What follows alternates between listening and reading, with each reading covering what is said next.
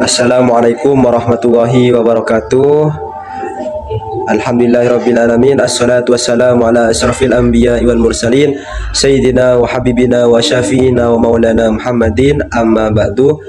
Yang saya muliakan pengasuh Pondok Pesantren Zainul Hasan Genggong, yakni Kiai Haji Muhammad Hasan Mutawakkil Alawah SHMM. Yang saya muliakan Dr. Abdul Aziz Wahab BAMAG selaku Rektor Universitas Zainul Hasan Genggong. Dan yang ketiga yang saya muliakan yakni Ustadzah Endah Tri Wisuda Ningsih MPDI. Baik, di sini saya akan menjelaskan tentang pembawaan. Yang mana pengertian pembawaan secara etimologi yaitu diambil dari kata bawa yang bermakna sesuatu yang ada pada dalam diri kita seorang, baik berupa sifat maupun bakat ataupun kecenderungan yang ia miliki dan dibawa sejak lahir. Sedangkan secara etimologi pembawaan adalah seluruh potensi yang dimiliki seorang sejak ia dilahirkan. Pembawaan yang dimiliki mereka yaitu mengenai bakat ataupun pada diri mereka.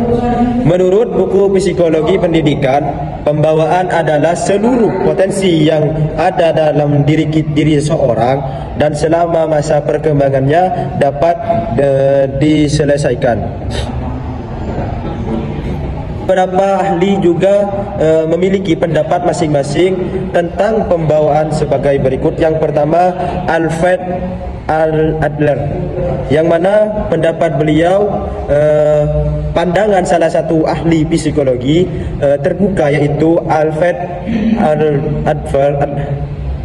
Adler, yaitu menurut beliau pembawaan pada individual sangat penting dalam bentuk kepribadian mereka. Yaitu langsung pendapat yang kedua yaitu menurut Carl Jung, seorang psikologi terkenal, memiliki pandangan yang berbeda mengenai pembawaan.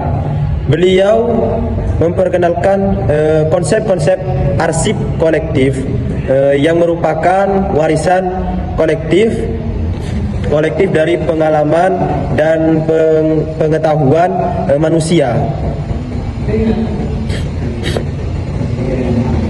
Dari beliau, Carl Jung berpendapat bahwa pembawaan tidak hanya terbatas pada pengaruh genetik, tapi juga mencakup pengaruh budaya dan sejarah yang diwariskan oleh manusia. Assalamualaikum warahmatullahi wabarakatuh. Saya Imtiaz Munifatul Makiyah. Di sini saya akan melanjutkan pemaparan materi dari pemateri pertama, yaitu terkait pembawaan, keturunan, dan lingkungan. Di sini saya akan memaparkan terkait keturunan dan lingkungan. Keturunan secara etimologi yaitu diambil dari kata turun, yang mana memiliki arti hubungan keluarga dari urutan paling atas hingga urutan paling bawah. Sedangkan secara terminologi yaitu hubungan keluarga dari garis keturunan, garis nenek moyang hingga paling bawah, yaitu jangga. Secara biologis, keturunan yaitu hubungan genetik yang terhubung dengan orang tua ataupun leluhur sebelumnya.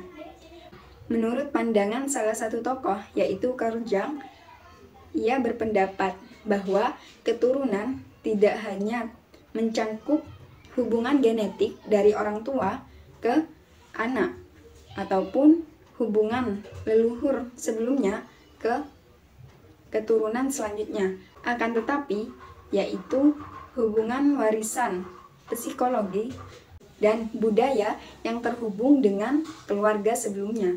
Lalu pembahasan selanjutnya yaitu terkait lingkungan. Lingkungan secara etimologi berarti ruang lingkup yang ada di sekitar, seperti pohon, manusia, dan sebagainya. Menurut Sujono, lingkungan adalah bagian dari lingkungan hidup terdiri dari lingkungan jasmania dan lingkungan fisik. Amsyari mendefinisikan bahwa lingkungan adalah sesuatu atau segala hal yang ada di sekitar manusia. Lingkungan terbagi menjadi 3, yaitu fisik, biologis, dan sosial. Assalamualaikum warahmatullahi wabarakatuh.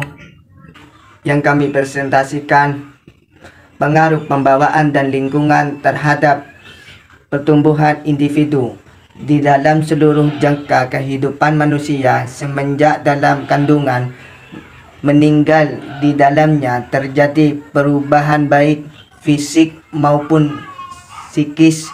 Perubahan tersebut terjadi karena pertumbuhan dalam dirinya. Dalam masa pertumbuhan individu manusia tentu saling berhubungan dengan pembawaan dan keturunan dan lingkungan. Antara pembawaan dan lingkungan pengaruh terhadap pertumbuhan mereka. Dapat kami simpulkan bahwasanya pembawaan adalah seluruh potensi yang ada dalam diri manusia, yang mana dalam masa pengembangannya mampu direalisasikan. Sedangkan keturunan yaitu garis hubungan keluarga yang terhubung dengan leluhur sebelumnya seperti orang tua, nenek kakek, dan sebagainya.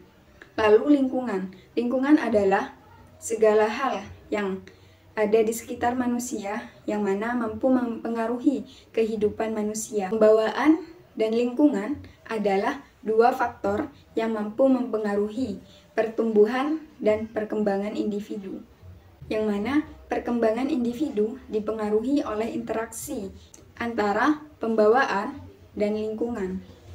Baik, mungkin hanya ini yang dapat kami sampaikan.